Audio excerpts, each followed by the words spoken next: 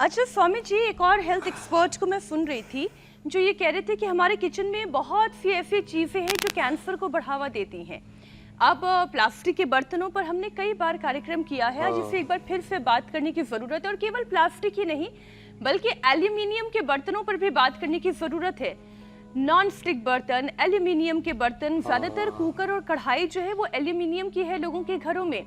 या फिर अगर किसी को डोसा चीला बनाना है तो फिर वो टेफ्लॉन वाले नॉन स्टिक बर्तनों का इस्तेमाल करते हैं।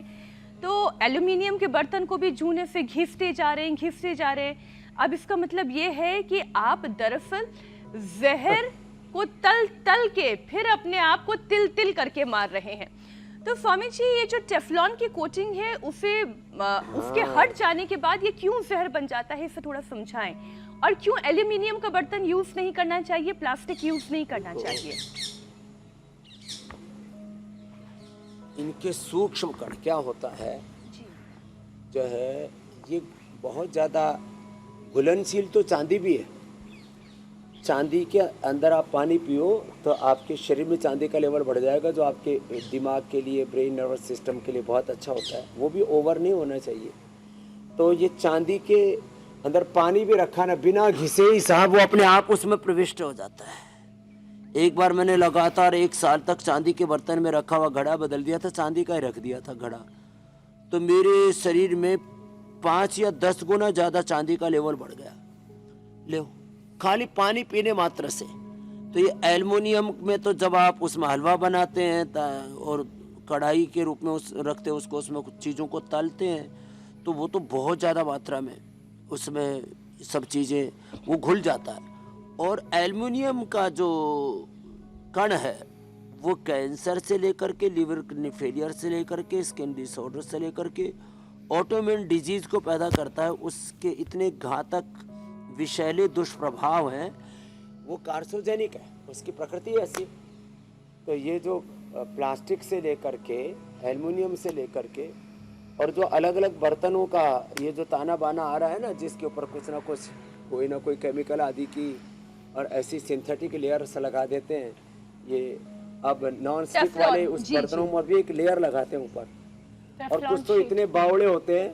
वो हमारे यहाँ भी रसोई में मैंने देखा, मैंने कहा नॉन स्टिक में तो भाई चिपक क्यों रहा है, फिर ये जो डोसा बना रहे हो इसमें या जो भी, तो बोले जी वो नॉन स्टिक वाली जो परत थी वो रगड़ मार मार के उससे पलटे से, और वो तार वाला जो है ना वो ले करके बर्तन साफ करने वाला उसने साफ ही कर डाली ऊपर के लिए। अब वो जो है उसके जो सूक्ष्म कण है, जब वो खुरदरी हो जाती है तो वो शरीर के अंदर जाते हैं। तो नॉन स्टिक बर्तन हो चाहे एल्युमिनियम हो, ये सब अंदर जा करके फिर कैंसर जैसे।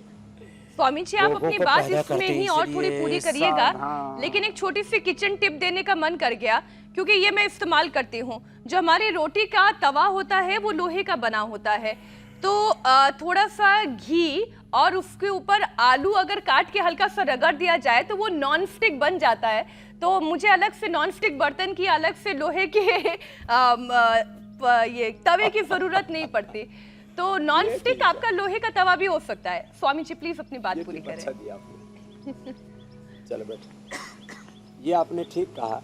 ऐसे ये अनुभूतिक सत्य है। तुम कहते हो आंखों देखी, मैं कहता हूँ, तुम कहते हो पुस्तक लिखी, मैं कहता हूँ आंखों देखी। अनुभूतिक सत्य, इसके बहुत बड़ा शब्द प्रयोग होता है। शरीर के स्तर पर, इंद्रियों के स्तर पर, मन के स्तर पर, अध्यात्म के स्तर पर, आहार विचार व्यापार राजनीति के स्तर पर जो अनुभूतिक सत्य होते हैं, एक्सपीरियंस्ड ट्रुथ, वो तो बहुत बड़ा तत्व है। तो आप अपने बीच बीच में वो शेयर भी करती रहती हैं अपने अनुभव, ये ज़रूरी है। तो जितने भी, अब देखो पारी से लेकर के, अब तो दवाइयों से लेकर के, दूध की थैली प्लास्टिक की। दुर्भाग्य है कि हमको भी बहुत सारी चीज़ें प्लास्टिक में ही डालनी पड़ती हैं। अब क्या करें, कांच में रहना चाहिए वैसे तो, लेकिन वो कांच वाले महंगे इतने होते हैं। अब हमने आपकी जानकारी के लिए बताता हूँ, 8-10 चीज़ें लॉन्च की हमने। नारियल का तेल प्लास्टिक बोतल में था, कांच की में लॉन्च किया। अब उसका खर्चा ही बढ़ गया करीब, बोतल का और जो उसका पैकेजिंग का, उसका रख रखाव के लिए उसका ऊपर गत्ता बॉक्स जो है, करीब 40 या 50 रुपये। लोगों ने खरीदा ही नहीं। बहुत ज़्यादा मैंने आह्वान किया, तब जा करके 2-4-5% लोग कुछ कन्वर्ट हुए। तो ये जो 90 से लेकर के 95%, 99% लोग कंफर्ट के चक्कर में, सस्ते के चक्कर में, अरे इतना कमाया, थोड़ा निवेश इस पर भी कर लो। तो अभी तो हमने जैसे ये तो उसी में है बेटा, बाल प्रास, तो ये आपके लिए 1 चम्मच से ज़्यादा नहीं खाना, लेकिन ये कांच में है।